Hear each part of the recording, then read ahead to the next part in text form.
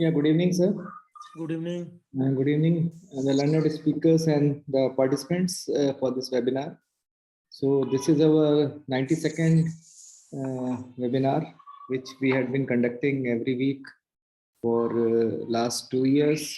And we'll also be having our 57th episode of our COVID Epid updates, which is giving us a lot of insight on how the COVID pandemic is evolving.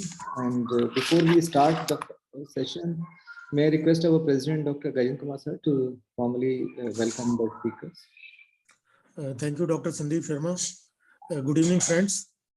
As Dr. Sandeep Sharma told, this is our 92nd issue of webinar, which we are having for last almost 2 years now.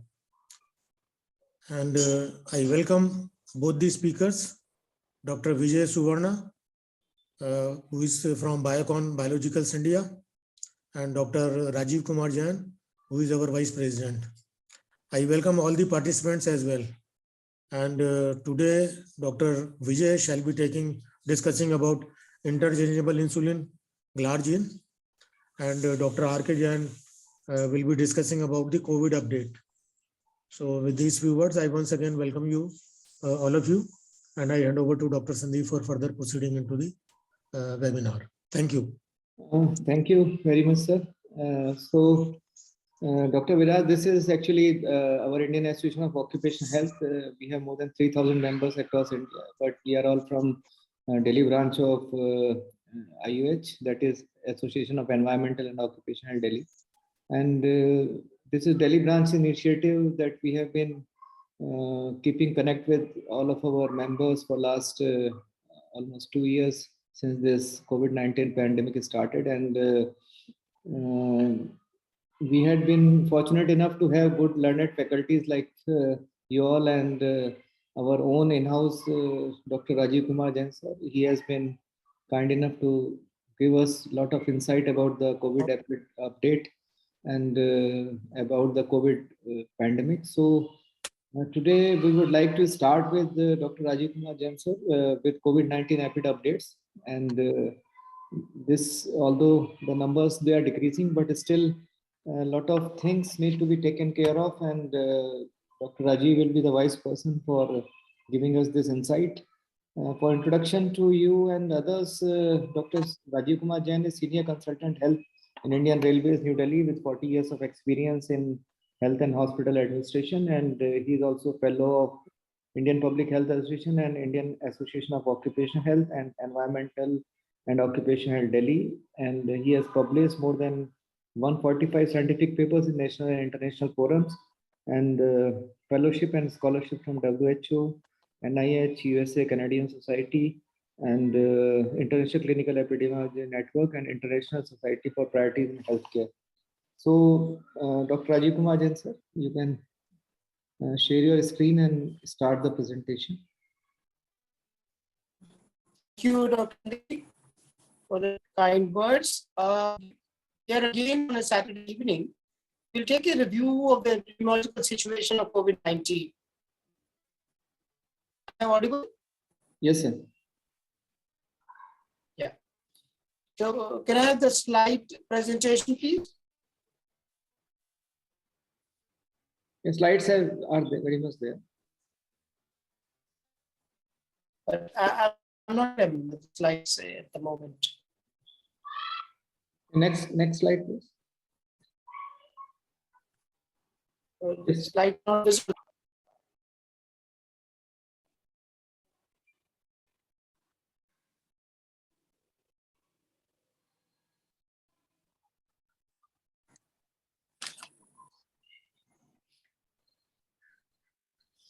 Right.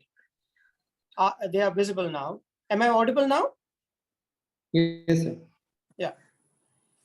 So the pandemic has evolved to a situation where the world's Omicron wave finally has started receding.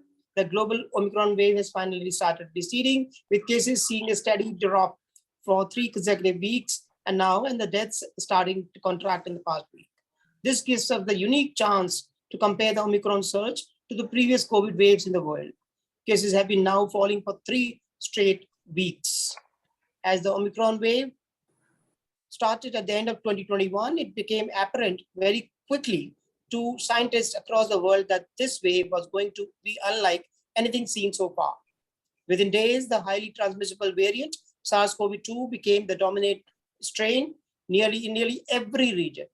Soon enough, it caused new cases soar to several times the volume witnessed in previous waves. By the time it peaked, the 7-day average of daily cases in the world had touched nearly 3.5 million new infections a day for the week ended January 25.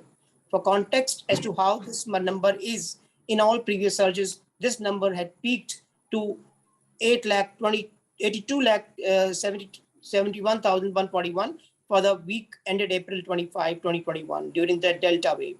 This means that the Omicron wave saw a 316% of jump in daily cases over what was witnessed during the previous peaks. But the interesting characteristic is how fast cases are receding. For the week ended Tuesday, there was an average of 22,52,391 new cases recorded across the world. That's a 34% drop from the Omicron peak in exactly 3 weeks. When we look at the Delta wave, in 3 weeks, the surge had contracted less than half this value. That is only 16% contraction. If we look at the deaths are finally declining without crossing the Delta peak. While the wave of new cases had been declining for 3 weeks now, the surge in rate of deaths finally appears to have flipped earlier this week. For the week ended February 10, there was an average of 10,902 deaths reported. For the week ended February 14, this number had fallen to 10,657. To be sure, the drop in deaths is considerably smaller compared to the contraction seen in cases because generally the trend in deaths reflects a 2-week lag in rise or drop seen in cases. But what's interesting is that the peak in deaths appears to have not even come close to the surge in cases. Despite cases in Omicron soaring more than 3 times what was seen in Delta, fatalities never even surpassed Delta levels, data shows. This favorable deviation in deaths can be explained by 3 factors. First, vaccination. Second, lethality of Omicron. And third, expertise. During the peak of Delta wave at the end of April 2021, less than 3% of the world's population had been fully vaccinated. This number is 55% today. Second, scientists have repeatedly stressed that the Omicron variant causes relatively milder disease compared to other variants in the past. And finally, as time has progressed, doctors have honed the treatment for the disease and have got better at saving lives. So I think there's a lot of learning from the 2 waves that we had. Next slide, please. This question, do children need to be vaccinated against COVID-19, is now the foremost question. Experts are divided on the issue of vaccinating children. Coronavirus infection among children aged under 5 is unlikely to lead to severe disease, but some kids are more vulnerable than others. Pediatric COVID-19 vaccine have been approved across the world. First is Bharat Biotech Covaxin, 2 years and above in India. Zydus Calidas Zycov-D in India has been approved for 12 to 18 years and above. Third is a Pfizer Comirnaty, is approved in US, Canada, European Union, and Singapore for 5 to 18 years of age group. Then fourth vaccine, Sinovac, has been approved in China for 2 years and above children. Sinopharm has been approved in China for 2 years and above. And Suvarna Plus has been approved in Cuba and Venezuela for 2 years and above. Next slide, please. We will look at 5 aspects of this question to find an answer. Next slide, please. First is, why did US FDA postpone its decision? Pfizer has been running clinical trials for its COVID-19 vaccine for children for over 3 months. The US FDA decided to hold off its decision, saying it was specifically reviewing data on the 3-shot vaccine instead of 2 shots. This was because Pfizer BioNTech found that their 2-shot vaccine did not show efficacy in the age group of children it was studying, that is 6 months to 4 years. The federal agency had taken up Pfizer's application as the recent surge in COVID-19 cases due to the Omicron outbreak had seen a notable increase in hospitalization among the youngest children. Now the second question, what does the evidence say? Experts are divided on the issue of vaccinating children. Coronavirus infection among children aged under 5 is unlikely to lead to severe disease, but some kids are more vulnerable than others. However, the idea behind vaccinated children is that if given the opportunity, even a small number of children should not be allowed to fall sick, let alone contract severe disease. In certain countries such as UK, children have already been diagnosed with COVID-19, and experts are of the opinion that having a vaccine for them would only provide marginal benefit. Next slide, please. Now the third question, which are the approved vaccines for children? The inactivated vaccines by India's Bharat Biotech International Limited and China's Sinopharm and Sinovac are approved for use. Also approved are Pfizer's mRNA shot for children under 5 years, Moderna's jab for children under 12 years, and India's Zydus Cadila for children under 12 years of age. Cuba and Venezuela are vaccinating children over 3 with the local Suvarna 2 vaccine. Now the fourth question, next slide, please. What about the Indian context? The country has only approved Covaxin, an inactivated vaccine platform for children over the age of 2 years. Vaccine expert Gagandeep Kang said, though it is possible to argue that inactivated vaccines provide broader protection, there is not enough evidence to say they provide longer protection. Dr. Gagandeep Kang also said people should be careful about going for vaccines with such characteristics when evidence is low. Trade-offs among other essential vaccines should also be considered. Now, the fifth and the final question, what is the pipeline for pediatric shots in India? Biologically has sought emergency approval for its COVID-19 vaccine for use in children aged 12 to 18, which has cleared one yardstick. The vaccine uses the same platform that is used to make the hepatitis B jab, which is used in routine immunization of children. Serum Institute of India, that is tied up with US vaccine maker Novavax, said it too is working on a vaccine for children. Overall, India's pediatric pipeline is for 4 vaccines for children over 12 years of age and 2 vaccines for those who are 2 years above and above. So this is the stage in India and the world. Now we'll have a look at the data of India for the last 24 hours. Last 24 hours, India reported 22,135 new cases with 325 deaths. But importantly, 130 backlogs were there from Kerala. 12.4 lakh tests were done yesterday. 7-day average test positivity rate is only 2.5%, and 2.5 lakh active cases are there at the moment in India, but they are shrinking by 12%. That's a good news. Total 4.28 crore cases are there with 5,11,262 deaths officially reported. There have been 175 crore vaccination doses given in the last 24 hours. 36 lakhs doses were given. Kerala, Maharashtra, Karnataka, Rajasthan, and Tamil Nadu are reporting the highest number of cases in the last 24 hours. In terms of deaths, Kerala, Karnataka, Odisha, Maharashtra, and West Bengal are reporting the highest number of deaths. Tests per million per day are very small in terms of its numbers in Nagaland, Meghalaya, West Bengal, and Andhra Pradesh, but very good from Jammu Kashmir, Mizoram, Delhi, Kerala, and Goa. 7-day average test positivity rate is only very high in 4 states, that is Mizoram, 25.9%, Odisha, 21.6%, Pondicherry, 20%, and Kerala, 16.1%.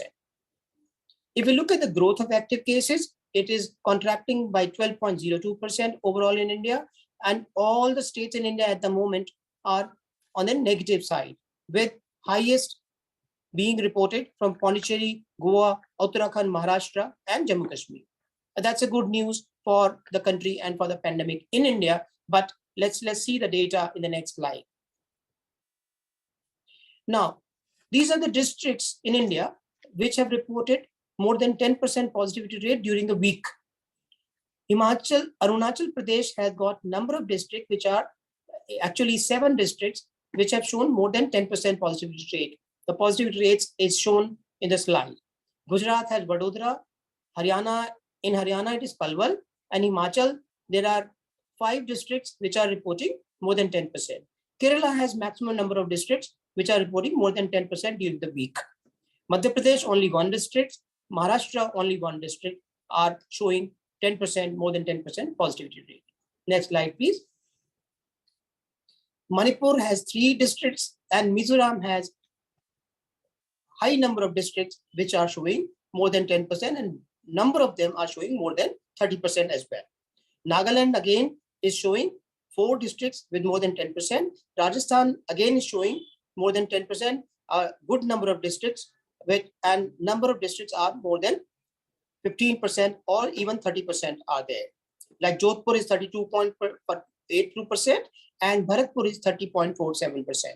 Sikkim is also showing 1 district which is more than 10%. But overall, India is having only 59 districts which are shown last 7 days, more than 10% positivity rate, which is very good. Overall, Indian test positivity rate during the week was 2.95%. Next slide. Now, this is the Southeast Asia region figure, and this is good that number of new weekly cases has continued to decline in Southeast Asia region since mid of January, with over 9,15,000 new cases reported and a 37% decrease as compared to the previous week. This week, 4 countries reported increases of 20% or greater. They are Myanmar, 235% increase, Timor-Leste with 64% increase, Indonesia with 68% increase, and Thailand, 49% increase. The highest number of new cases were reported from India. Second was Indonesia. Third was Thailand. Overall, 7,900 new deaths were reported in the region this week, which is a 9% decrease as compared to the previous week. The highest number of new deaths were reported from India. Second were from Indonesia, and third was from Bangladesh. All had shown less figure than last week. Next slide, please. This is the ranking of the countries in the world where newly reported cases during the last 7 days have been there. If you look at the total figure, number 1 during the last 7 days has been Russian Federation with 12,88,000 cases, and second in the world is Germany, 12,46,000 cases. And for the first time, United States of America has gone number 3rd because the wave is receding, 8,71,000 cases. Brazil has 8,51,000, France 6,69,000, Turkey 6,12,000, Japan 5,75,000, and Republic of Korea 5,16,000, Netherlands 4,39,000, and Italy 3,99,000. And notably, India for the first time is not there in new number of cases in this top 10 list. Next slide, please. This is the ranking of the countries during the past 7 days where deaths have been reported during the last 7 days. Here, United States stands first with 15,390, Brazil 5,700, Russian Federation 5,100, and India is present as number 4 with 3,700 deaths, Italy 2,061, Turkey 1,900, France 1,800, Poland 1,700, and Ukraine 1,700. Next slide. This is the pandemic graph of the world with color coding according to the WHO's region. And you can see the highest contribution is of USA, but it is decreasing. Europe and Americas are also decreasing. Next slide. Globally, during the week, that is 7 to 13 February, the number of new COVID-19 cases decreased by 19% as compared to the number reported during the previous week, while the number of new deaths remained similar to that of the previous week. Next slide, please. This is what you are seeing. If you look at the second column, change in new cases in the last 7 days, overall decrease of 19%, and Africa minus 30%, Eastern Mediterranean minus 12%, Western Pacific 19% increase, Americas minus 32%, and Europe minus 16%. If you look at the deaths, change in new deaths in the last 7 days, there has been increase of 4% overall. But if you look at Africa, it is 14% increase, Eastern Mediterranean 38% increase, and Western Pacific 27% increase. While only Southeast Asia had decrease of 9% deaths overall during the week. Next slide. This is the COVID-19 cases per 1 lakh population reported during the last 7 days, and you find it is mostly in Europe, North America, and Southern America, number of countries in Australia, and only Northern Africa. Next slide. This is the COVID-19 deaths per lakh population for the last 7 days, where you see the darkest color has now receded to very small countries in Europe, Eastern Europe specifically, and it is showing the decrease in the number of deaths during the week. Next slide, please. This is the prevalence of variants of concern, Delta and Omicron, in the last 30 days, where you see Delta has been decreasing, but Omicron is now also dominant strain across the world, except in Africa and part of Southern Europe and part of Northern South America. Next slide, please. This is a summary assessment of evidence of BA.2 compared to BA.1 of the Omicron. Transmissibility is evidence from Denmark and the UK indicating higher growth rates of BA.2 and when compared to BA.1. Disease severity, no evidence of increase in severity of BA.2 related to BA.1. Immune escape, similar vaccine effectiveness on BA.2 and BA.1, comparable neutralizing antibody titers against BA.1 and BA.2 in both previously infected and booster vaccinated individuals. If we look at impact on detection capacity, no difference in diagnostic accuracy of some PCR, antigen and antibody tests that were assessed. Impact on therapeutics, insufficient data is there at the moment on differences in effectiveness of current treatments between BA.2 and other Tango lineages. So that is the current evidence from number of studies which have been collated in this slide. Next slide, please. In the end, I would like to share with you one important event that is going to happen during the next week. That is on 24th and 25th February 2022, which will be webcast live on the YouTube channel of World Health Organization. That is the COVID-19 Global Research and Innovation Forum. And it's open to all. You can see the stream live. Next slide, please. WHO is hosting the third COVID-19 Global Research and Innovation Forum on 24th to 25th of February. And it will be both days, 1 p.m. to 6 p.m. That is the Central European time. 1 p.m. will be 5:30 p.m. in India. This virtual event will bring together diverse COVID-19 research scientists, regulatory experts, funders, member states, policymakers, and other experts. The goals of the forum are two. The first, to continue to accelerate research that can contribute end the current pandemic and facilitate that those affected receive optimal care while integrating innovation fully within each research area. Second goal is to support research priorities in a way that contributes to the development of global research platform and research priorities and leads to better preparation for future pandemics.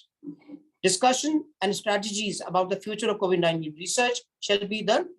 The forum will include scientific presentations and discussions that will focus on different areas of research. Moreover, there will be keynote presentations and panel discussions on how research can help to end this pandemic and prepare for future pandemic. Over 100 research scientists, experts, policymakers, and donors worldwide will contribute their views towards the goals of the forum.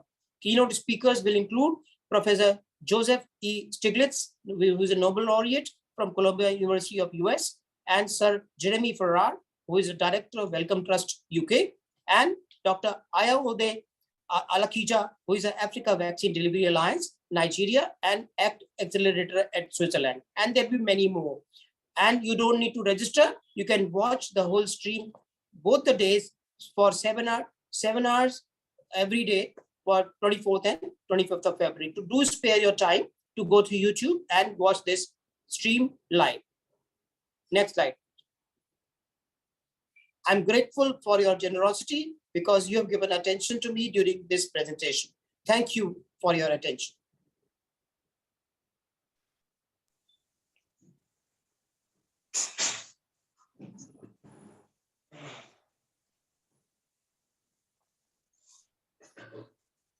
Dr. Gajen Kumar sir, you can have your question. Yes. First of all, I compliment Dr. Rajiv Kumar Jain for a wonderful presentation. And as usual, every week you are updating our knowledge about COVID status worldwide and in the country. Now, the question is, there is a lot of confusion about the booster dose.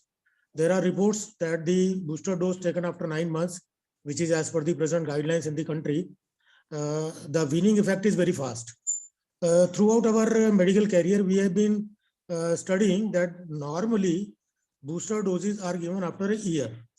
So my question is, are these decisions are based on some scientific studies or just if the availability of vaccine is there and you say after 9 months, if there is more vaccine, you say after 6 months. I mean, what is your remarks or comments on this? Well, these decisions are taken by a group of experts, and then the government of India takes a call.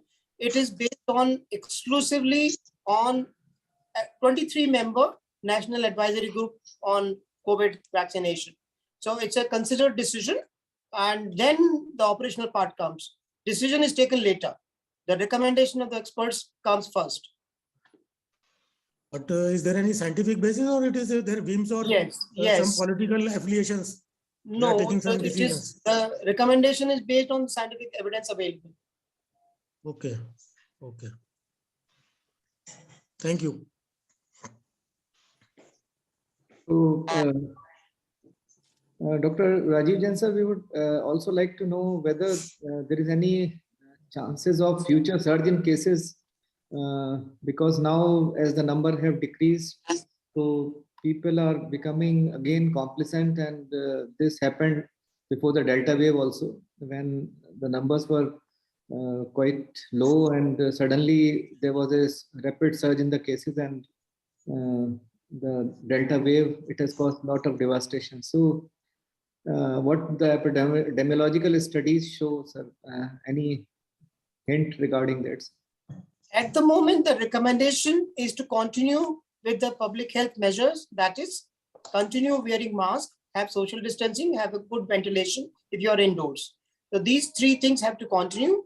As has been shown during the last 2 years, the virus has been evolving, but there is good side of the other part as well, because there is increased vaccination coverage. Now, the question is, the global target is 70% coverage across the world by mid-July.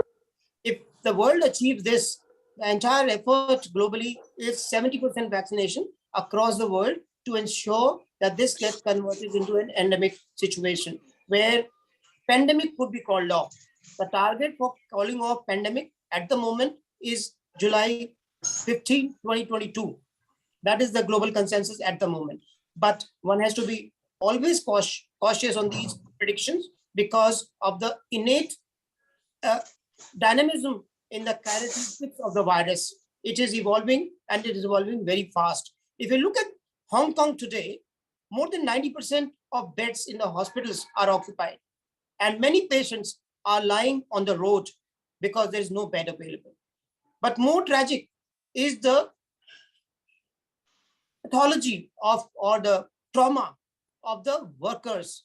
If you see, Hong Kong has very strong outside non-Hong Kong citizens who are workers, domestic workers, and other workers in the factories. They are suffering because they are being denied treatment because there is no bed available and they have no finances. So this kind of trauma and, I would say, tragedy needs to be avoided. The only way is to be cautious, open and close the economy, and have restriction in a dynamic manner.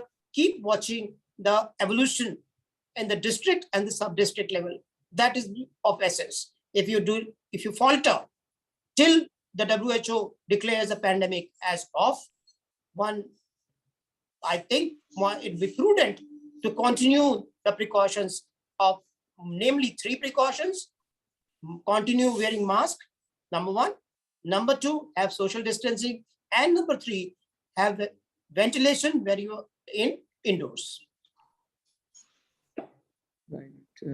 So pandemic is evolving, but still we need to be very careful. And as you rightly said, till the WHO takes a call about calling off the pandemic, we need to be very careful. And whenever the booster dose is available to the eligible candidates, they should go for the booster dose because it is only the vaccination and the COVID appropriate norms which will protect us and make the disease endemic. And the pandemic, we can say it is called off. So thank you very much, Dr. Rajiv Kumar Jain sir, for giving us this overview of the COVID-19 pandemic. And now, as we have another speaker, learned speaker, Dr. Viraj Suvarna. Dr. Viraj Suvarna, whose topic for deliberation is the world's first interchangeable insulin Glargine. And since diabetes is an important topic for every one of us, and number of cases of diabetes in India, they are gradually rising because of the change in the lifestyle, and mainly we are all carbohydrate. Our main staple diet is carbohydrate. So, and our genetics also play a great role in the diabetes. So, this topic will be deliberated by Dr. Viraj, and here let me introduce you to all the panelists and the all the participants. Dr. Viraj is currently working as Vice President and Head Medical Affairs at Biocon Biologics India and Emerging Markets. He has done his MBBS from TNMC Nair Hospital, and he is accredited speaker, Maharashtra Medical Council, and he did his MD in pharmacology from GMC at Sir JJ Group of Hospitals, which is first in Mumbai University. And he is section editor, methodology, perspective in clinical research, peer reviewer, and in the Indian Journal of Pharmacology. He has 45 publications to his credit. And in last 23 years of his, more than 23 years of his experience in industry, he had been Senior Vice President and Head Medical Affairs for Lupin India Lupin Limited, Executive Vice President and Head Medical Affairs, Global Generics, Dr. Reddy's Laboratories Limited, President of Medical Eris Life Sciences Limited, and Medical Director, Boringham India Private Limited, and Head Medical Operation, Pfizer India. And he is ex-executive committee member of the Indian Society for Clinical Research, and was responsible for which was responsible for Investigator Council, and ex-OPPI Medical and Regulatory Committee, Compliance and Governance Working Group India, REG EFPIA Chair and member. So, Dr. Viraj Suvarna, with so much experience and so much of industry experience and experience in the field of pharmacology and the medicine product like research and other issues which are there in production of new vaccines, so new drugs and especially this insulin Glargine. I would request you to elaborate further and make us wise about the world's first interchangeable insulin Glargine. Yeah, floor is yours, sir. You can share your screen and yeah. Thank you so much. I'll just quickly share my screen and then you'll begin. Can you see the screen, sir? I mean the slide. Yes, sure. Good evening, doctors, and thank you very much for this invitation. As you can see on the slide, essentially my topic is on the world's first interchangeable insulin Glargine, and it is a matter of pride for Indians because for the first time in the world, the US FDA approved a biosimilar insulin Glargine to be interchangeable. Now imagine so many multinational companies are also into making biosimilars, but yet an Indian company managed to be the first in getting this US FDA designation. So that's extremely proud for all of us. And the company obviously is Biocon Biologics Limited. And what you're also seeing on the slide is, when we talk of biosimilars, you need to also know that the international non-proprietary name, which is in brackets, is not just insulin Glargine. You have to put a 4-letter suffix. So in this case, it is YFGN to differentiate this biosimilar from other biosimilar insulin Glargines, indicating that while other biosimilar insulin Glargines may be approved to be similar to the original reference biologic, in this case Lantus, it's not that these biosimilars are similar to each other, because that nobody has actually evaluated. And suppose the US FDA has given this designation to one biosimilar, insulin Glargine, it does not mean that the other biosimilar insulin Glargines have the same label. So this is also very important. In fact, when doctors report adverse events on biosimilars, they are expected to report by brand name, so that it is very clear that this adverse event has happened with this biosimilar insulin Glargine. So to that extent, one can always say that biosimilars, not all of them are really similar to each other, but of course they need to be similar to the original reference biology. So let me now move on to the second slide. Just one moment, sometimes it gets stuck, I don't know why. Yeah. Now, all of us know that last year, the International Diabetes Federation on the 14th of November, World Diabetes Day, they came out with this theme, which is very interesting: access to diabetes care, if not now, when? Now, why I'm saying interesting is because last year, as you know, was the 100th year of insulin. And still we are seeing 33 million people with type 2 diabetes do not have access to insulin. And by 2030, this number will touch 41 million. And most of these people are in Africa and Asia, including obviously India. In fact, way back in 2004, Dr. Kiran Mazumdar-Shaw, the founder of Biocon Biologics, she had this foresight that, Indian diabetics, why should they be on animal insulin? Why can't they also be on recombinant human insulin? But many of them could not afford. So she decided, let me make it affordable.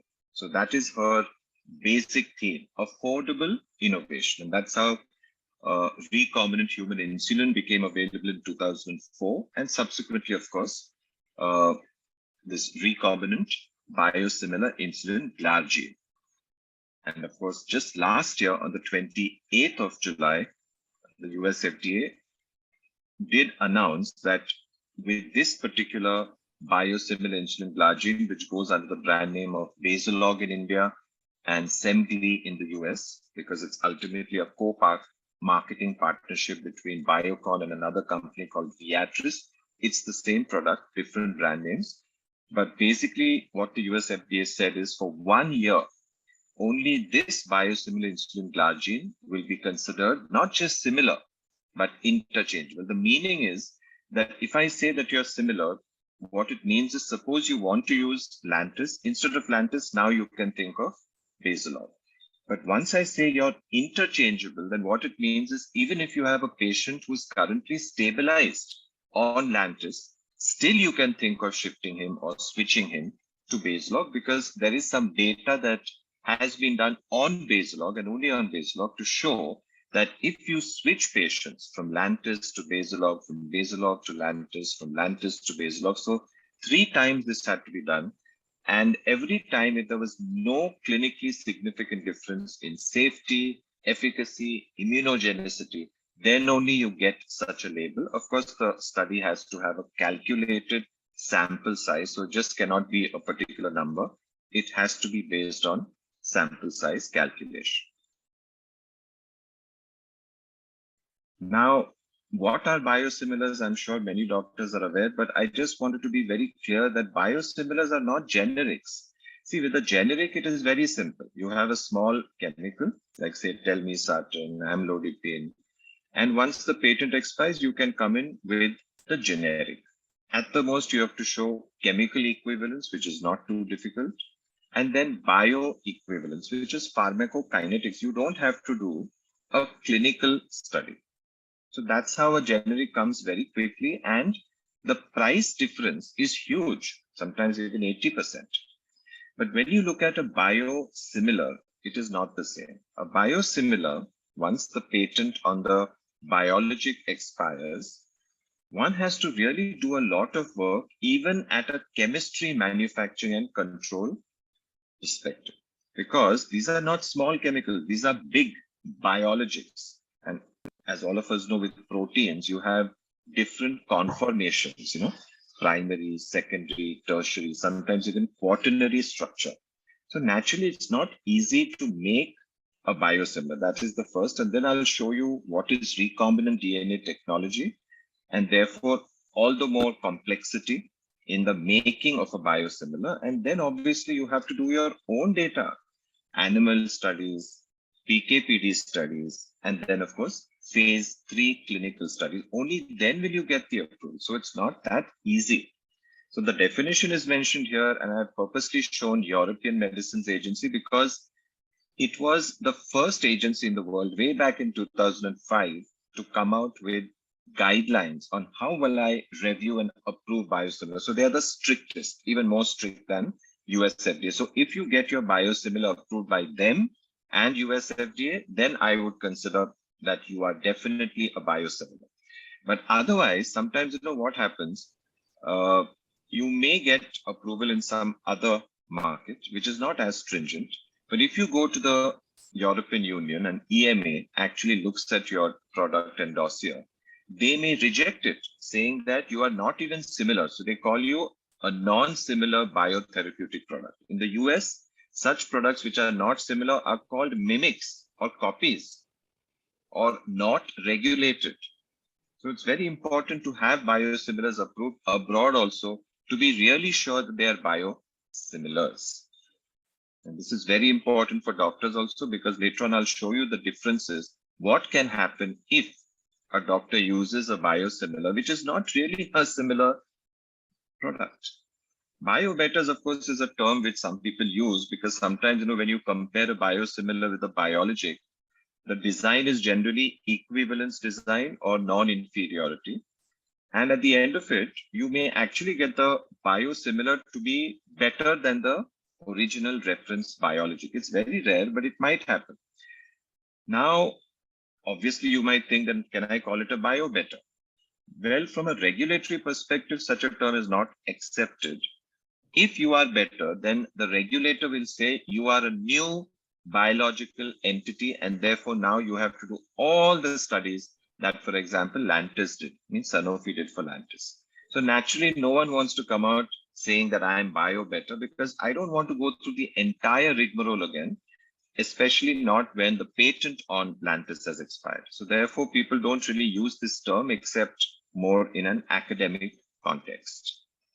Now, why EMA? Is because EMA has actually rejected quite a few products. So that's why I thought, let me show you some evidence with one interferon alpha 2A, with some insulins also.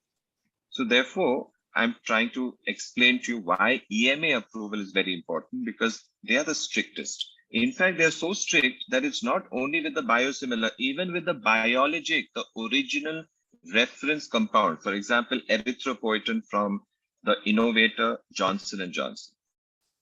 Once what happened is they replaced human serum albumin with sorbitol 80 as a stabilizer when they used uncoated stoppers in their pre-filled syringes. And because of that, patients experienced a particular event called pure red cell aplasia, because of which obviously J&J had to totally withdraw that entire batch and had to do it again. So that's why it's extremely important to have what is called as batch to batch consistency. And therefore, if a doctor uses a biosimilar, he or she should use a biosimilar from a company which has years of experience and expertise in this particular area.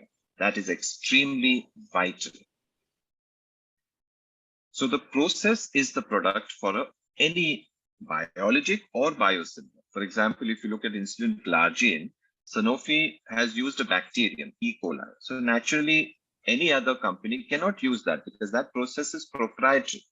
So naturally, the company has to use another starting point. And in our case, we use the starting point, a yeast called Pichia pastoris.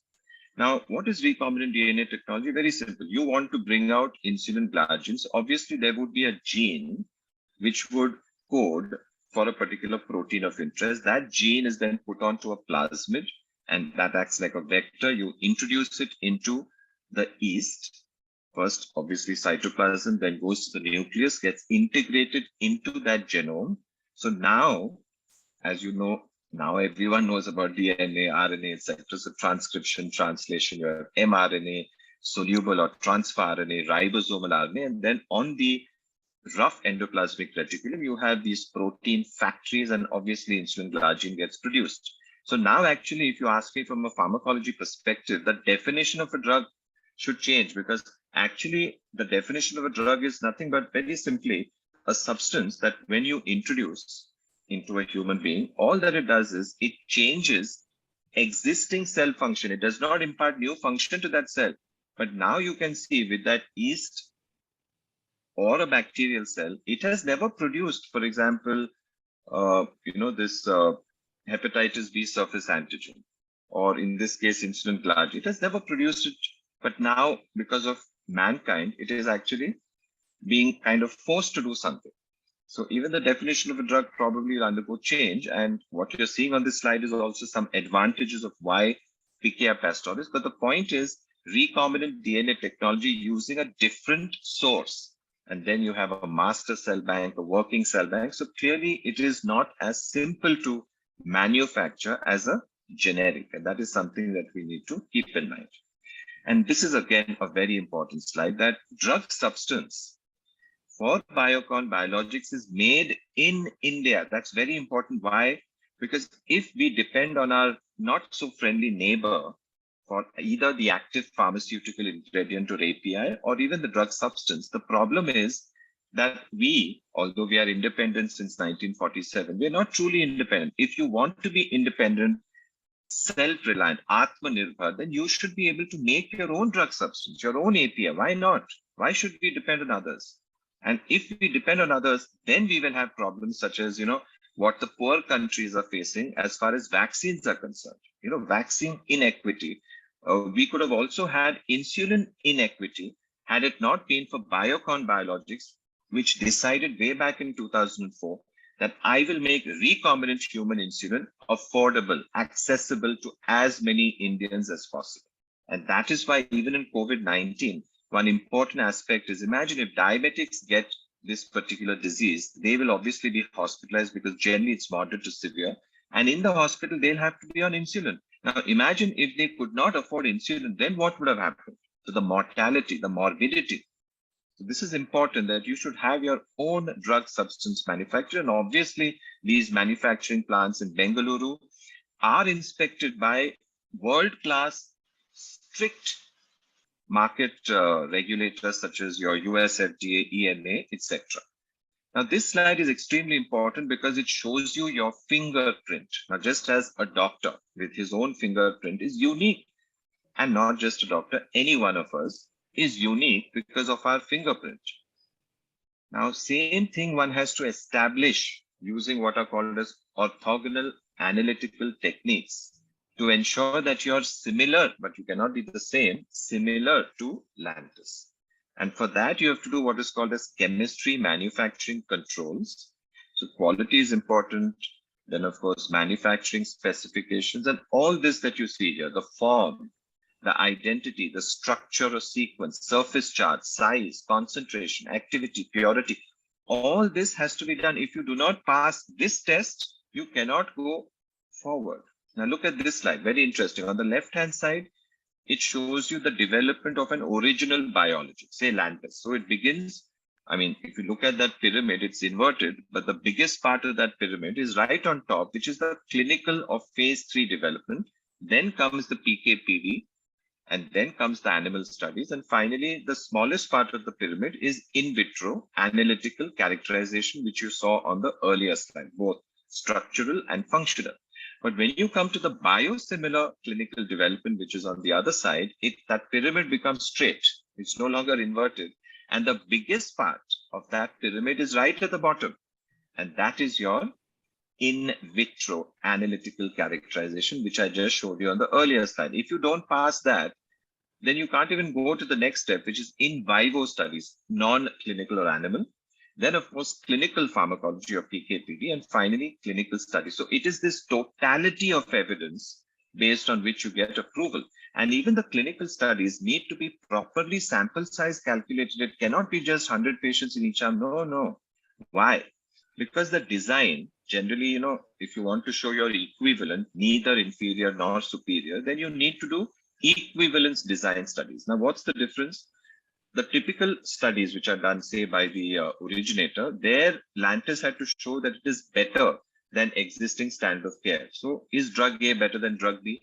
So here, the null hypothesis is that there is no difference, and then you do a study, and then you see if there is a difference, then you reject the null hypothesis and you accept the alternative hypothesis, which is there is a difference. Drug A is better than drug B, and that's how, say, a product like Lantus gets approved.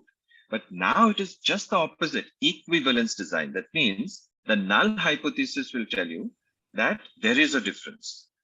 And now you do a study, and at the end of it, if you can show that there is no difference, so you reject the null hypothesis and you accept the alternative hypothesis, which is there is no difference between the biosimilar and the biologic.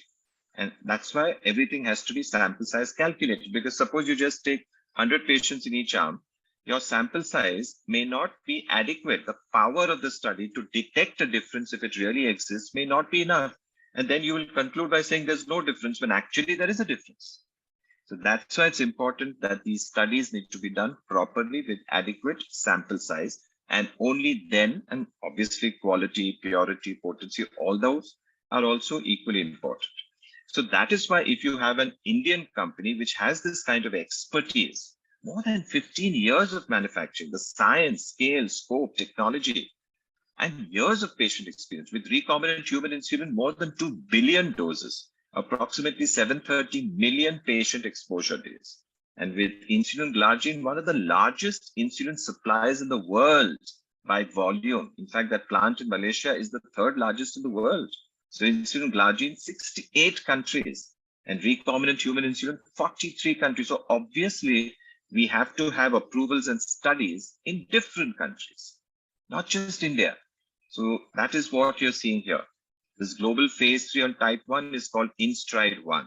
A global phase 3 on type 2 is called InStride 2, 558, 560 patients.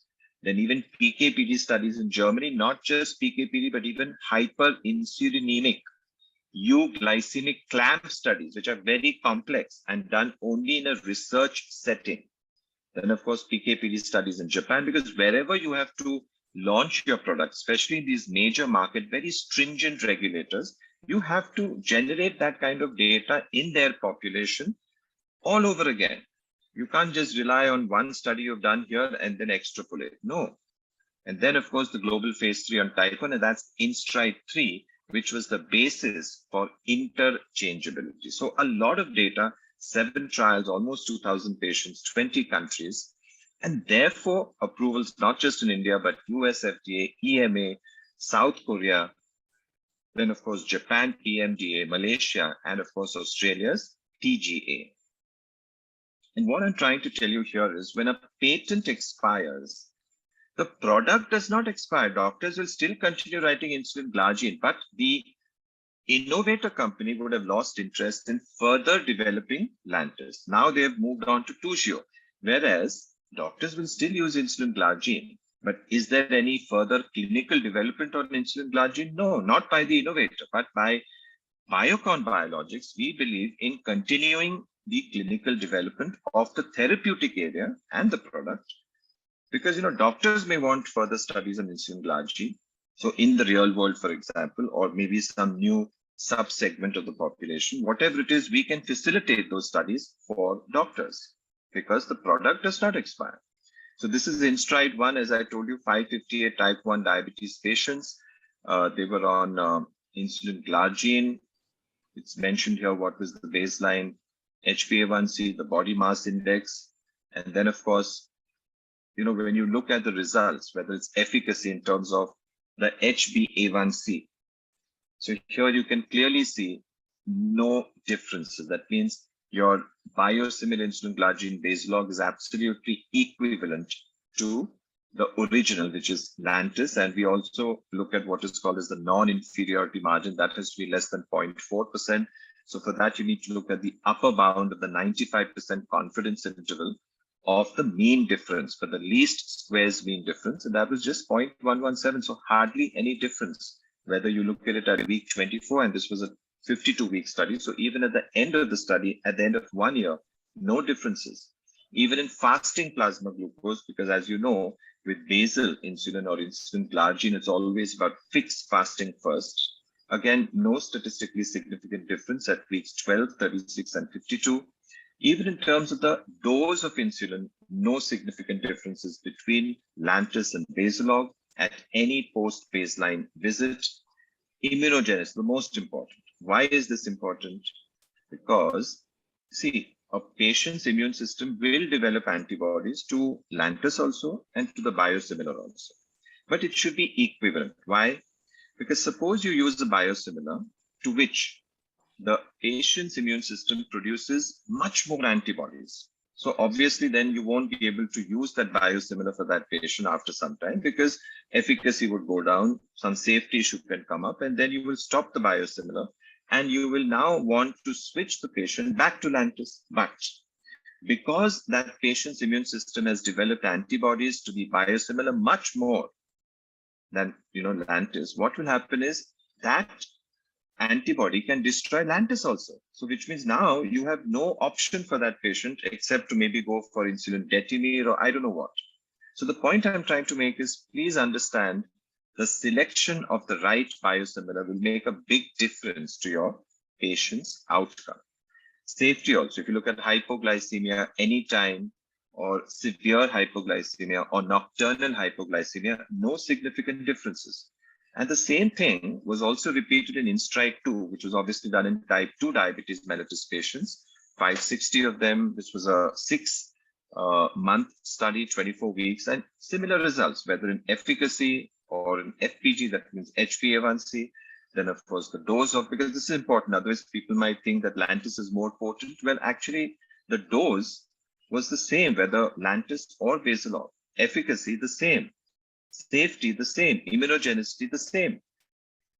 So then naturally, when everything is the same and Basilog is cheaper than Lantus, naturally, I mean, that's the whole point of having a biosimilar rather than a biologic, once the patent on the biologic expires. So this is again the same thing. And this I will spend some time on because switch, that 3-switch design which I spoke of. Now, this is that study where basically patients in INSTRIDE 1 who were stabilized on Lantus for about a year, they were taken into this study and then they were randomized into 2 arms. So one arm was they continued being on Lantus, and because these are type 1 diabetes patients, obviously you need to cover them even at meal time, so Lispro. And in the other arm, now this is interesting, they were switched from Lantus to Basilog plus Lispro for 12 weeks, so 3 months, because obviously HbA1c is done once in 3 months. After 12 weeks, they were switched back to Lantus and continued for 12 weeks. And at the end of 24 weeks, again, they were switched to Basilog. So which means within the same patient, you can see what is the effect of Lantus, Basilog, Lantus, Basilog. So within the same patient, if you're doing all this, it's like a crossover where the patient is his own control. So naturally, the variability is less, and therefore even the sample size, you don't need too many patients in such kind of a study. But if you're just comparing parallel group, though in this case, both were done, parallel as well as crossover. And that is how you don't require that much of a sample size as compared to the first 2 studies. The first 2 studies, why 558, 560, is because they are pure parallel group designs, and therefore that many patients were required, and that was used to establish similarity. But this study was used to establish interchangeability. In fact, this was the first time it happened, and that's how the design also had to be kind of conceptualized by the US FDA. And there, I believe that Biocon Biologics also participated. So it was like co-conceptualized from a design perspective. And that also I find is something great, because imagine we are ahead of even MNCs. And same results, HbA1c were similar, FPG, and even self-monitoring of blood glucose. So although maybe a 24-hour CGMS-like thing was not done, but at least SMBG data clearly tells us that no clinically significant or meaningful differences from baseline or between treatment groups throughout the study. And they also looked at the daily basal insulin dose. This was also similar. When you see MYL, you might be wondering, what does that stand for? Actually, it stands for Mylan. And that's because, as I told you, as a business model, what Biocon Biologics does is, suppose we are not there in a particular market. In India, we are there, but in other markets, what we do is we get into marketing partnerships, business to business model. For example, Mylan would then clinically develop and even market the product. Now, of course, Mylan has merged with Upjohn from Pfizer, and that new company is called Viatris. So in the US, Viatris markets Basilov under the brand name Semglee. So you may have read in the newspaper last year on the 28th of July that the US FDA for the very first time in the world gave interchangeability as a designation to Semglee, but Semglee is the same as Basilov because the product is of Biocon Biologics manufactured in our plant, because US FDA, when they inspect, they don't go to the Mylan plant, they come to our plant, inspect it, only if they're satisfied, then they go back and they give their approval. So that's why it is basically a Biocon Biologics product, different brand names in different countries wherever Biocon Biologics may not be present. So this is also safety immunogenicity, as I told you, it is similar, so I'm not repeating it. But importantly, the US FDA, the acting FDA Commissioner Jain Woodcock, she was so happy that she said, today's approval of the first interchangeable biosimilar product furthers FDA's long-standing commitment to support a competitive marketplace for biological products and ultimately empowers patients by helping to increase access to safe, effective, and high-quality medications at potentially lower cost. And not just the acquisition cost, not just the cost of, suppose I tell you Basilog is 600 and Lantus is 123, 723. So the difference is 123. Now, of course, Lantus has increased its price further by 10%. So the difference is even more. It's not just that difference. Now that the product is cheaper, naturally the patient is more likely to be compliant. And then the patient is more likely to be well controlled, which means lesser propensity for complications. And in diabetes, the cost is actually the cost of complications. And that also can come down when you use a cheaper, but a very good quality, internationally approved biosimilar, which is not just similar, but also interchangeable. So to that extent, it is actually unique because no other biosimilar insulin Glargine has this interchangeability on its label. And this is about the cost differential, as I told you, 16 to 48%. If you look at the vial, the disposable, and the cartridge, the comparison per unit cost of insulin Glargine in India. So when a patent expires, I think we should take it in stride. And sometimes things may look good from far, but they may actually be far from good. Things that look alike at low resolution may become less similar on increased analytical sensitivity. The closer you look, the more you will see. And recently, I even found this article, which has a very nice table, which, in a hospital formulary, if you want to decide which biosimilar should I select and why, it gives you a checklist. And if you go by that checklist, it becomes easier for you to take an objective decision as to which biosimilar I should put on my hospital formulary. And this is my final slide, just to talk about the fact that Biocon is a leading global player in insulins. We believe in made in India, for India and the world. We developed the first indigenous recombinant human insulin way back in 2004 and have provided 2.75 billion doses to people with diabetes across the globe, always focused on affordability, access, and expanding universal access to insulin across the globe. Our mission is to have 1 in 5 insulin-dependent people having access to Biocon Biologics world-class affordable insulins. And that's why we partnered with RSSDI recently on the 14th of November last year, where we said that we will actually help RSSDI select about 400 doctors and 1,200 type 1 diabetes children. So the doctors will be trained by RSSDI in terms of how to better manage type 1 diabetes, including counseling, etc.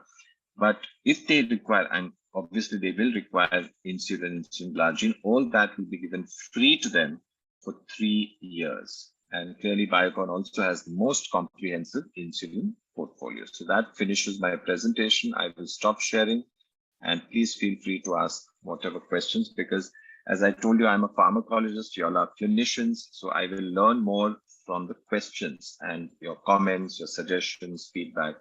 Thank you so much.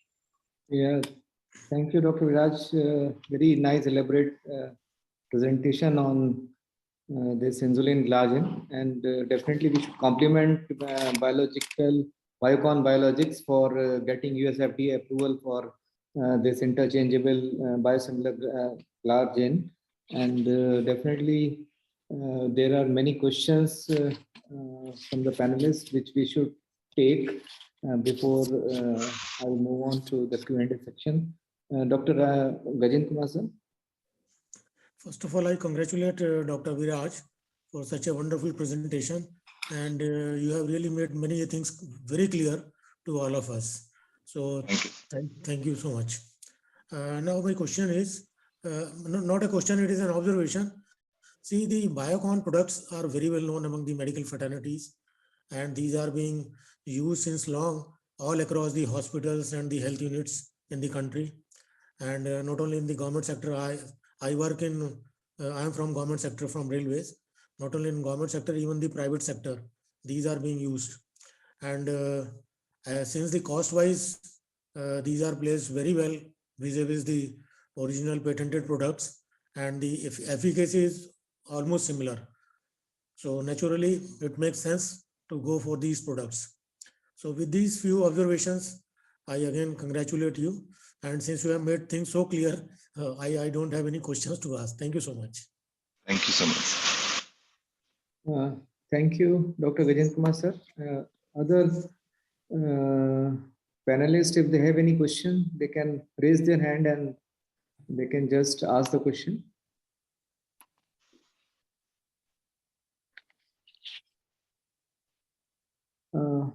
Else, I would like to know from Dr. Viraj that since this particular molecule is produced in India and it is being marketed across the world. So, like for other products also, which are US FDA approval and they are approved and they are marketed in India. So, do we need any approval in India for their use when they have been some molecule? It has been US FDA approved, and if it is a company is given a license for import and marketing in India, so can it be given? Is it approved for as a line of treatment for that patient, or is it on some clinical trials initially, and or it is some investigational drug initially, then it will be a form of definitive treatment in that particular country? Sir, per the rules, and in fact, the last time the rules came out was in 2019, March, the new drugs and clinical trial rules 2019. So per those rules, it's like this, that suppose now you are the originator company, maybe you have got your product approved in the US and elsewhere, and now you're coming to India for the first time. But you have to generate Indian patient data. So the regulator, the DCGI and the subject expert committee, they will ask you, you please generate some Indian patient data. We're not asking you to do it in thousands of patients, but at least some sample size. You calculate and do a similar study like what you did to get approval, say in the US or elsewhere, but not maybe on too many patients. So sometimes it could be just on 300, 600. The number is small, but it's just because they want to see that the data among Indians and non-Indians, is it the same? Efficacy, safety, that kind of thing. And then based on that, you get approval. Of course, after you get approval, then if others want to copy, and suppose you don't have a patent, and suppose you're a small chemical, they'll come with generics. If you're a biologic, they'll come with biosimilars. So there, what happens is for generics, within the first 4 years of that first product getting approval in India, all you have to do is a bioequivalent study. But if you're a biosimilar, even the Indian guidelines, if you see in 2016, they have clearly said you have to show similarity in chemistry, manufacturing, and controls. Then ideally, you should do your own animal studies, PKPD studies. And of course, in the clinical, what they've said is only one study is fine, and only 100 patients in each arm. So that is a little, I would say, lenient. maybe the Indian regulator wants to help the other manufacturers to come out with products which are even cheaper, But I feel, price is okay. It's important. It needs to be low, but there should not be a cost you're paying at that price. That means suppose you've not done adequate clinical development, then that low price can actually increase cost. That suppose that other product is not similar in efficacy, in safety, in immunogenicity, then ultimately the cost goes up. So that is the only area where I feel. And then, after doing that phase 3 study, just one study, 100 patients in each arm, you just have to do a post-marketing surveillance study in 200 patients, and that's it. So that is how the other companies in India who have biosimilars, they are able to lower their price because they don't have to invest as much as, say, Biocon Biologics, because anyway, they are not going abroad. So they don't have any US FDA, EMA, or those kind of approvals.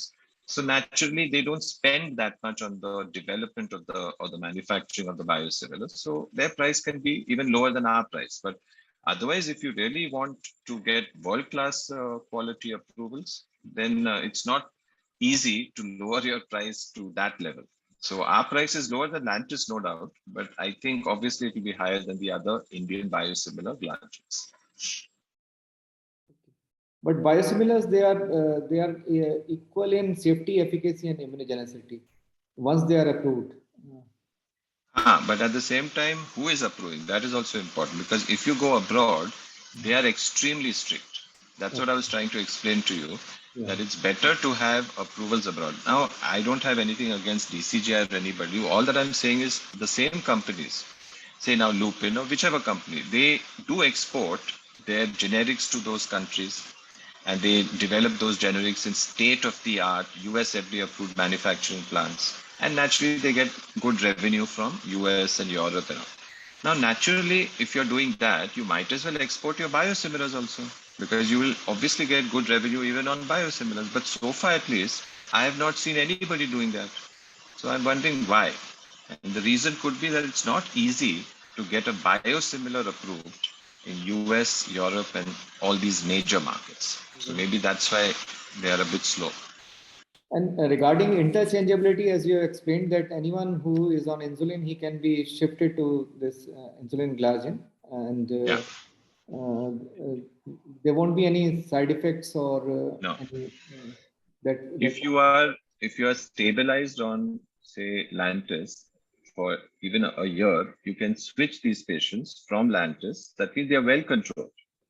But yet, if I switch to Basalog, they continue to be well controlled, and they continue to have the same efficacy, safety, and immunogenicity. Because as you saw in InStride 3, the other arm, they were continued on Lantus, and only in one arm they were switched. So even that comparison was done to see that instead of switching to Basalog, what if I continue with Lantus? So ultimately, they found no difference in the two arms also. So therefore, it was concluded that this product is really, really interchangeable, and that's why it was, given as a very unique, first in the world kind of approval. Yeah. So it is interchangeable and it is biosimilar. That's why the cost has also come down, and it is affordable, and it is now easily available also to the masses. So there is another panelist, Dr. Viraj, sir, from Bangalore, sir. So you have to unmute, sir. Can you hear me, sir? Yeah, yes, sir. Dr. Suvarna, congratulations. Thank you, sir. Okay, it's a wonderful topic, and very beautifully you have explained. I just wanted to remember you that when Basalog was launched in Bangalore, and I was there with Madam. This one, you can see this photo. Can you see? That time I was there, and we had a very cordial talk with Madam, and she has explained everything about us. Very nice presentation, and it is a really, we Indians are really proud that Biocon has done such a this one, and even from Bangalore and Karnataka, we have started using in our. I was a chief medical officer in Bharat Electronics Limited. We have started using Basalog for a long time, and we had a same as Lantus. It is also good. And nowadays, a lot of people are using more than the Lantus Basalog they are using because of its affordability and because of all these things. Congratulations. Do you have anything, a new drug, just like Glargine, a new drug, which is biosimilar, bioavailability and efficacy, purity and all, very good in the for the human being, especially for the poor diabetes. Is there any new drug Biocon is coming, sir?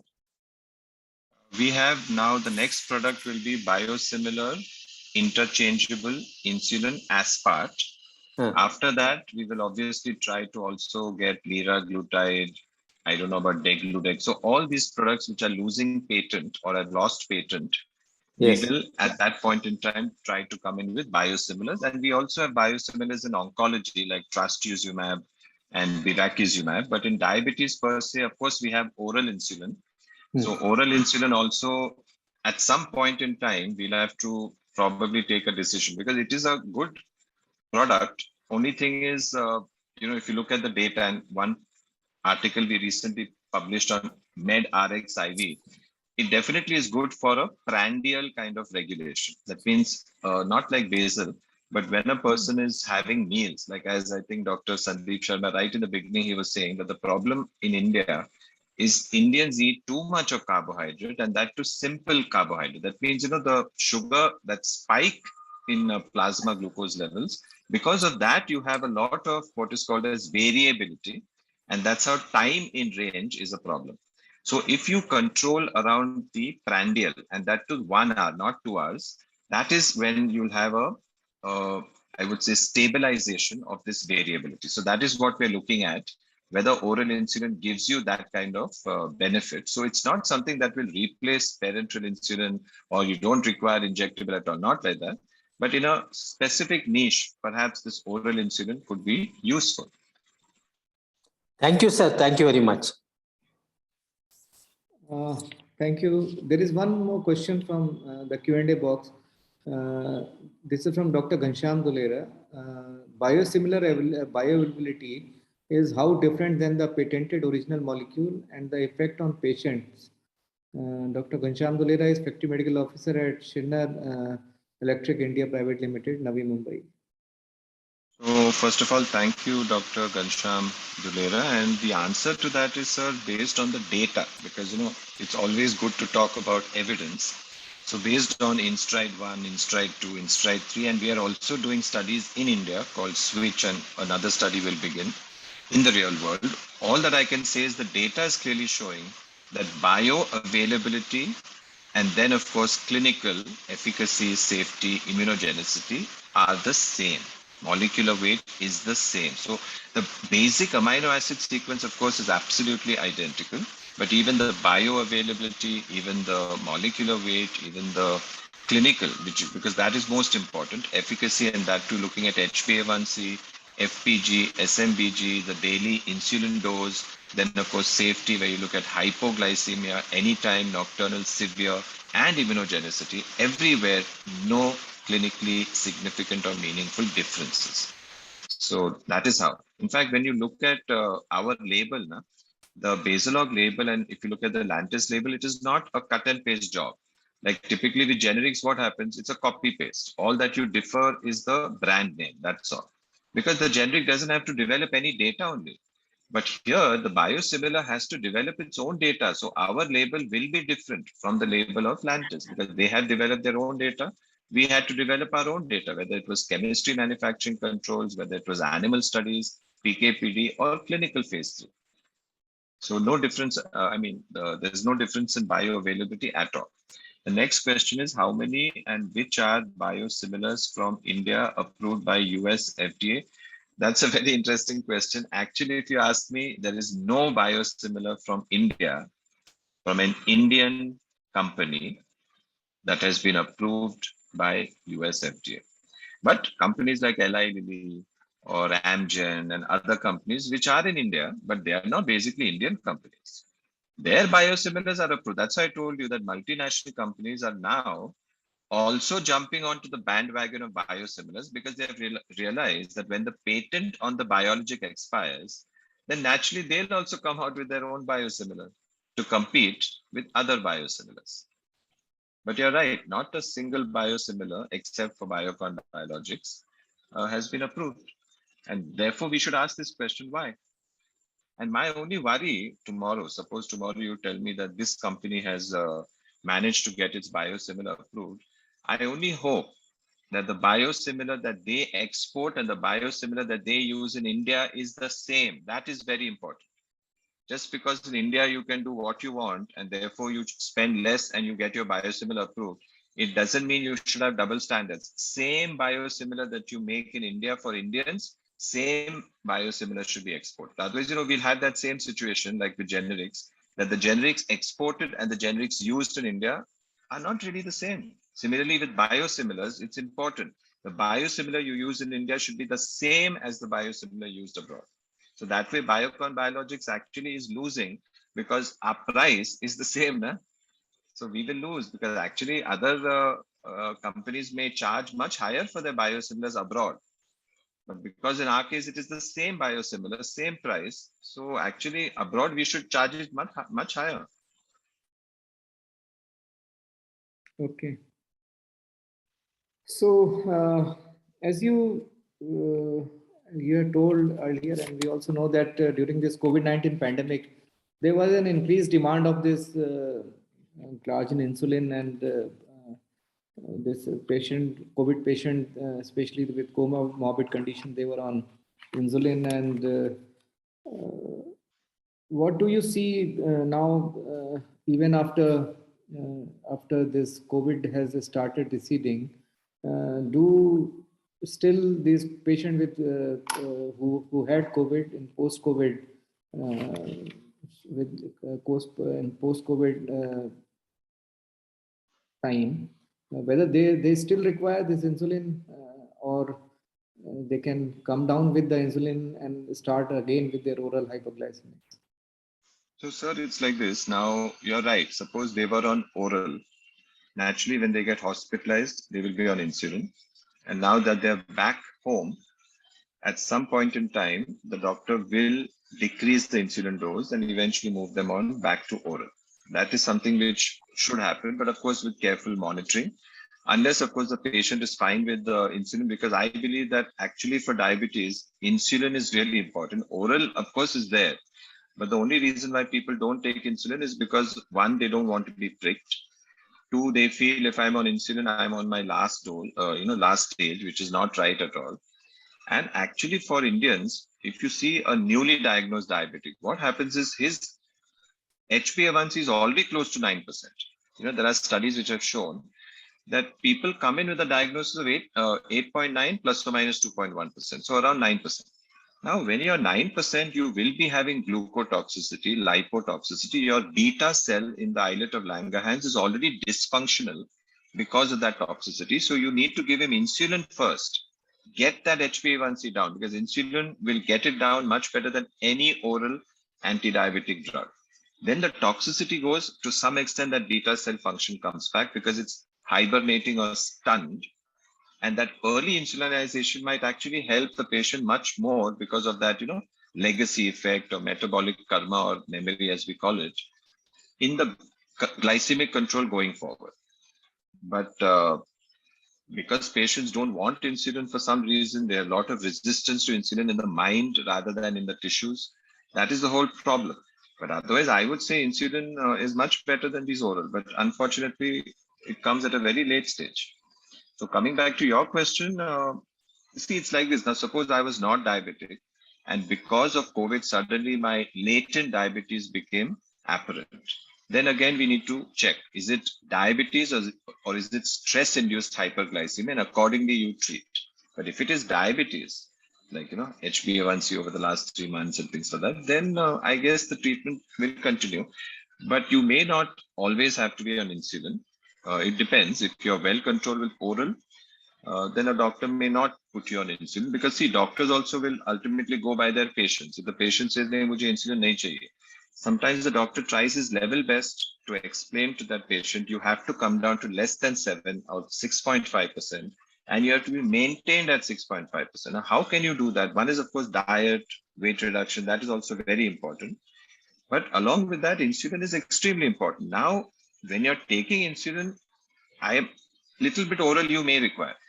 But if you're on oral, then what happens is 1, 2, 3, 4, and then you get insulin. Now that, according to me, is unfortunate, but it is a ground reality. Yeah. So in other words, what we can say that because of the COVID infection, you have insulin derangement in your body because of beta cell dysfunction, and because of insulin production is affected, you have to provide artificial insulin in the form of in the form of insulin glargine or Lantus, whatever you are giving. So that once your COVID toxicity it comes down, as your toxins they come down, and your beta cells they again start functioning, then in that case your insulin requirement will go down, your HbA1c will also come down, and then you can shift again to the oral hypoglycemia. Yeah. So we should not be scared of getting insulin. Maybe if it is required, then we should definitely go for it. And I think 1 prick a day is much safer than fluctuations in your blood sugar level, which may ultimately damage your end organs and may cause many other end organ damages. So, in fact, you use the most important word, fluctuation. See, typically we say change is constant, but in diabetes, the change is what kills you. That means the up and down, the fluctuation. It's like, constant hyperglycemia will not kill you as much as this up and down. So that's why this time in range and all has become so important. So this affects your kidneys also, your filtration, your retinal sugar levels and other things. So it will ultimately cause end organ damages, and this will be caused by the spikes only or continuous raised level of the blood sugar. So one thing is we should not be afraid of insulin. So and they are quite safe, and whenever they are required, then we should go for it. And definitely this is a great achievement for India towards Atmanirbhar Bharat, as our Prime Minister has always said that if it is an indigenous produce, maybe the vaccine or the indigenous produced drug, or like this biological Biocon's interchangeable Glargine, then it will definitely help our Indian population to get it at a more affordable price. And yes, it is safe, effective, and high quality medication at potentially lower cost. So any other question from the panelist, or I can say thanks to Dr. Viraj. We will have another session on some other topic with you later on, because we had been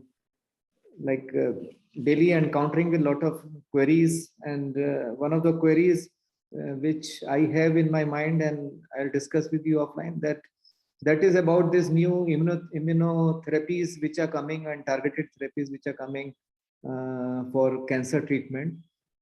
So if you can give us some insight about the approval process now, because many of these molecules, they are US FDA approval, but they have been given only the license to import and market in India. But once they are imported and marketed in India, what is the line? What are the regulations for them? Whether they have to go for clinical trials, or whether they have to go for some, like as you said, generate some Indian patient data, or they have to go for some waiver of the clinical trials. No, sir, it's like this. Suppose, for example, you're talking of these immune checkpoint inhibitors like your nivolumab or pembrolizumab.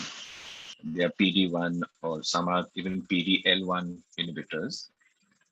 Just because they're approved by US FDA or any other international regulator doesn't mean DCGI will straight away give them approval. First company to launch will be told you have to generate Indian patient data. Only after that you get approval. The only waiver, which is given, as you saw, was one is of course for vaccines.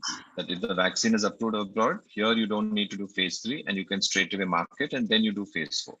But for immune checkpoint inhibitor, certainly nobody is going to give a waiver, because waiver also there are very stringent criteria. That means only if it is a case of national emergency or extreme urgency like a pandemic, or there is no treatment only for that condition, or it is a condition which is of unique importance to Indians. That means it's not very prevalent elsewhere in the world, or it's an orphan indication. So there are very specific indications where, on a case by case basis, the DCGI, the SEC, they decide, and then they say, ठीक है, हम लोग CT waiver दे देंगे, लेकिन this is a conditional approval. That means you have to generate phase 4 data, but not in a PMS. You have to give the drug free of cost, and you have to generate data on some X number of patients, and then your marketing authorization is, given. So it's not that they can just come and launch. It's not like that. They have to do studies. Yeah. So anyway, we'll get it further more clarifications later on, sir. So this was a important topic today, and yes, we have gained a lot, and this particular session will be now available on our YouTube channel, Inoc DigiConnect webinar YouTube channel. So thank you very much, Dr. Viraj, for coming on this platform and giving us this insight about insulin glargine, which is interchangeable, and a lot of doubts have been clarified. And this will definitely help in managing our patients day in and day out, as Dr. Tyagaraj sir has also told. So thank you very much.